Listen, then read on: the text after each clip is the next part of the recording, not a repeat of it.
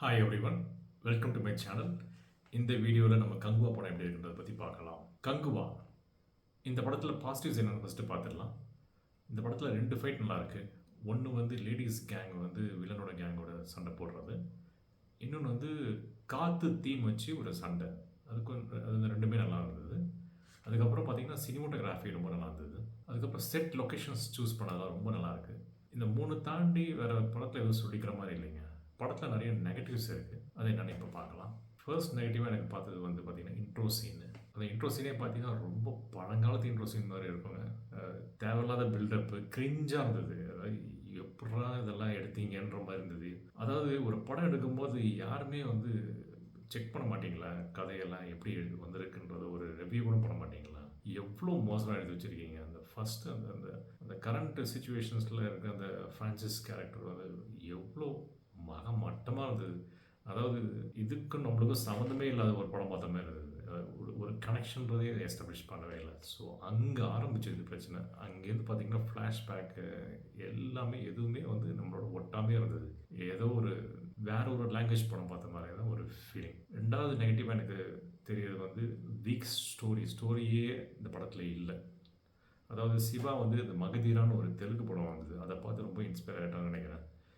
But அதில் வந்து கொஞ்சம் கிரவுண்டடாக இருந்தது, நல்லா இருந்தது. இதில் வந்து பார்த்திங்கன்னா அந்த ஸ்டோரி ப்ராப்பராக வந்து காட்சிப்படுத்தலை.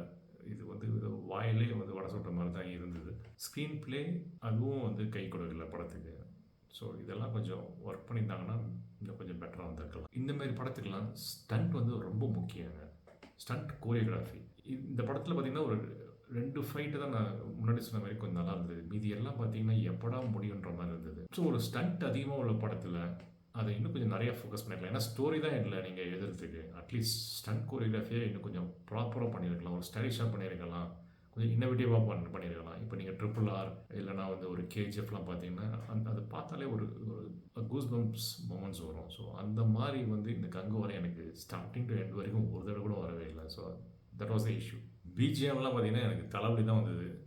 அடிக்கடி பார்த்தீங்கன்னா எனக்கு வீரமோட பிஜிஎம் சவுண்டு தான் எனக்கு ஞாபகப்படுத்தினே இருந்தது.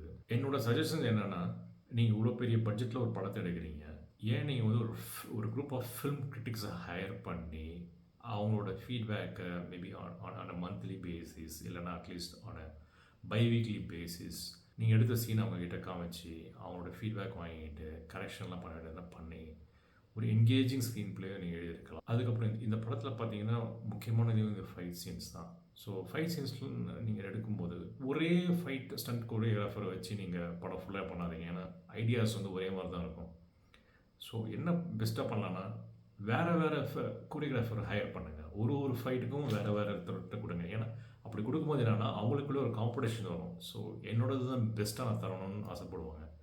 ஸோ அப்போ எல்லா ஃபைட்டுமே ஒரு பெஸ்ட் ஃபைட்டாக வந்திருக்கும் உங்களுக்கு. ஸோ அப்போ பார்க்குற எங்களுக்கும் வந்து ஒரு இன்னோவேட்டிவாக இருந்திருக்கும், நல்லா இருந்திருக்கும் பார்க்குறதுக்கு.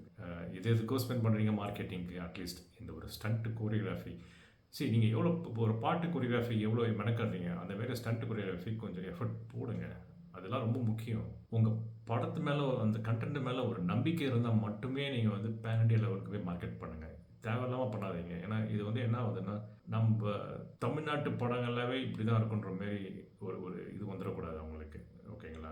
சரி, இப்போ ஃபார் எக்ஸாம்பிள் உங்களோட ப்ரொடக்ஷன்லேயே வந்து மெய்யழகன்னு ஒரு நல்ல படத்தை கொடுத்துருக்கீங்க. அது வந்து நம்ம தமிழ்நாட்டுக்கு ஒரு பெருமை சேர்த்த மாதிரி இருந்தது. அதே மாதிரி இப்போ அமரன் ஒரு நல்ல படம் வந்திருக்கு. ஸோ இது மாதிரி வந்து ஒரு நல்ல படம்லாம் வரும்போது இது எங்களுக்கு வந்து ப்ரைடாக இருக்குது. ஐ மீன் எங்களால் ஒரு நல்ல படம் கொடுக்க முடியுது. ஸோ அந்த மாதிரி சுச்சுவேஷனில் இந்த மாதிரி ஒரு படத்தை கொடுத்து நம்மளோட டேஸ்ட்டே கொஞ்சம் கம்மின்ற மாதிரி மாற்றிடாதீங்க. இந்த கிரிஞ்சு சீன்ஸ்லாம் தயவு செஞ்சு அவாய்ட் பண்ணுங்கள்.